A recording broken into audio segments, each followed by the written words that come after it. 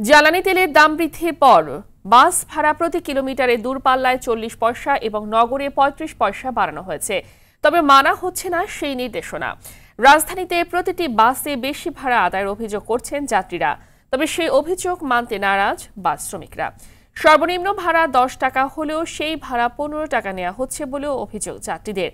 এখন পর্যন্ত কোনো বাসে নতুন ভাড়ার কোনো তালিকা টানানো হয়নি। এদিকে অতিরিক্ত ভাড়া আদায় বন্ধে রাজধানীর বিভিন্ন স্থানে মোবাইল কোর্ট পরিচালনা করছে বিআরটিএ। কয়েকটি বাসে জরিমানাও করা হয়েছে। আমাদের কিলো হিসাব করেন, আমাদের আপনার আগে ভাড়া ছিল 10 টাকা, আর নিয়েছি 15 টাকা। এই বাসটা যেখান থেকে ছাড়ে তো সেখান থেকে যমুনা ফিউচার পার্কে ভাড়া নিয়েছে আমার কাছে 50 টাকা। 50 টাকার নিতে আমি করলাম ভাড়া বেশি নিলাকা, কয় 50 টাকা ভাড়া। আজিমপুর থেকে গুলশান 1 ভাড়া নিয়েছে 40 টাকা, 35 টাকা হলে ভালো ছিল। নর্মালি হচ্ছে 25 টাকা আসে, কিন্তু নতুন ভাড়া বাড়তি হওয়ার পরে ওইটা হচ্ছে 30 টাকা হবে, কিন্তু সে আমার থেকে 40 টাকা নিচ্ছে। দর্শক, এই মুহূর্তে রাজধানী কারওয়ান বাজার থেকে সহকর্মী বিল্লাল হোসেন আর খুলনা থেকে এখন সরাসরি যোগ দিচ্ছেন সহকর্মী এস.এম. মনিরুজ্জামান। প্রথমেই যাব বিল্লালের কাছে। বিল্লাল, নতুন ভাড়া কার্যকরে বিআরটিএ নির্দেশনা কতটা মানা হচ্ছে, আর যারা মানছে না তাদের বিষয়ে কি ধরনের ব্যবস্থা নিয়েছে কর্তৃপক্ষ, বিস্তারিত জানাবেন। আপনাকে আমি জানিয়ে রাখি যে ভাড়া বৃদ্ধির পর যে বাসের গণপরিবহনের যে ভাড়াও বৃদ্ধি করা হয়েছে, যার ফলে কিন্তু রাজধানীতে যাত্রী এবং বাস শ্রমিকদের মধ্যে একটি বাকবিতণ্ডা সবসময় চলে আসছে। আজকে দিনব্যাপী আমরা যে জিনিসটি দেখেছি, তো বিআরটির যে নির্দেশনা ছিল প্রত্যেকটি বাসে যাত্রীদের কত টাকা ভাড়া সেটি একটি তালিকা থাকবে, কিন্তু আমরা এখন পর্যন্ত কোনো বাসে কিন্তু সেই জিনিসটি আমরা দেখতে পাইনি।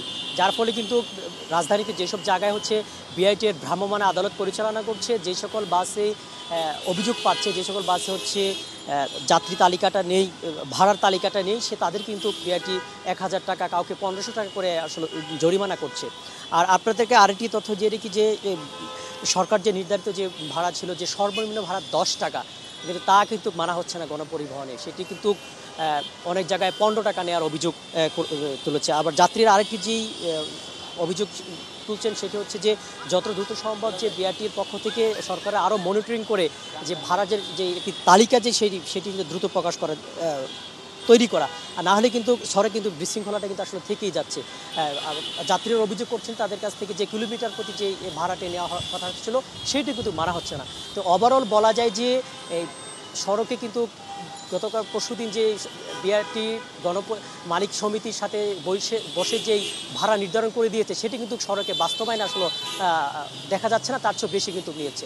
তা আমরা এই মুহূর্তে চলে যাব খুলনাতে, আমাদের সহকর্মী আছেন সেখানকার গণপরিবহনের পরিস্থিতি জানতে আমরা সেখানে চলে যাচ্ছি সরাসরি। হ্যাঁ বিল্লাল, ধন্যবাদ। যেমনটা বলছিলেন, তেলের মূল্য অস্বাভাবিক হারে বৃদ্ধি পাওয়ায় সবচেয়ে বেশি প্রভাব পড়েছে পরিবহন খাতে। আমি দীর্ঘক্ষণ দাঁড়িয়ে আছি খুলনা বাস টার্মিনালে। আমি দেখেছি অনেক যাত্রী এসেছেন, অনেক যাত্রী যাচ্ছেন। অনেকের সঙ্গে আমি কথা বলেছি, তারা অনেকেই কিন্তু অভিযোগ করেছেন তেলের মূল্য একসাথে এত টাকা বৃদ্ধি পাওয়ায় তারা অনেকটা ক্ষতিগ্রস্ত হয়েছেন বলে অনেকে, বিশেষ করে একজন ছাত্র আমাকে কিছুক্ষণ আগে জানিয়েছিলেন। তিনি বলেছেন তার পরিবার থেকে যে খরচ দেয় সেই খরচে এখন তার বাড়ি খুলনা থেকে সে বরিশাল যাচ্ছে, যে তার যে খরচটা ছিল সে আগের তুলনায় অনেক টাকা বেড়ে গেছে। তাই সে বলতেছে যে ভাই আমার কাছে বরিশাল পর্যন্ত পৌঁছাবো সেই খরচটা আমার কাছে নেই, কারণ অতিরিক্ত ভাড়া দিয়ে তার যেতে হচ্ছে। তবে আমি আরেকটা জিনিস লক্ষ্য করেছি, খুলনায় কিন্তু ইতিমধ্যে যে আন্তজেলা বাস মালিক সমিতি রয়েছে তারা কিন্তু নতুন ভাড়ার যে তালিকা সেই তালিকা টানিয়ে দিয়েছে এবং সেই তালিকা অনুযায়ী কিন্তু খুলনা থেকে বাস ভাড়া নেওয়া হচ্ছে। তবে অনেক যাত্রী কিন্তু অসন্তুষ্টি প্রকাশ করেছেন, অনেকেই কিন্তু সরকারের কাছে দাবি জানিয়েছেন, আহ্বান জানিয়েছেন সরকারকে যেন তেলের মূল্য পুনরায় নির্ধারণ করে তেলের দাম কমিয়ে দেওয়া হয় এবং তেলের দাম কমলেই বাস ভাড়া কমবে, এমনটাই তারা বলেছেন। এই ছিল খুলনা আন্তজেলা বাস টার্মিনাল থেকে যান চলাচলের সর্বশেষ সংবাদ। ধন্যবাদ বিল্লাল ও মনির। এতক্ষণ রাজধানী কারওয়ান বাজার থেকে বিল্লাল হোসেন ও খুলনা থেকে জানাচ্ছিলেন এস.এম. মনিরুজ্জামান।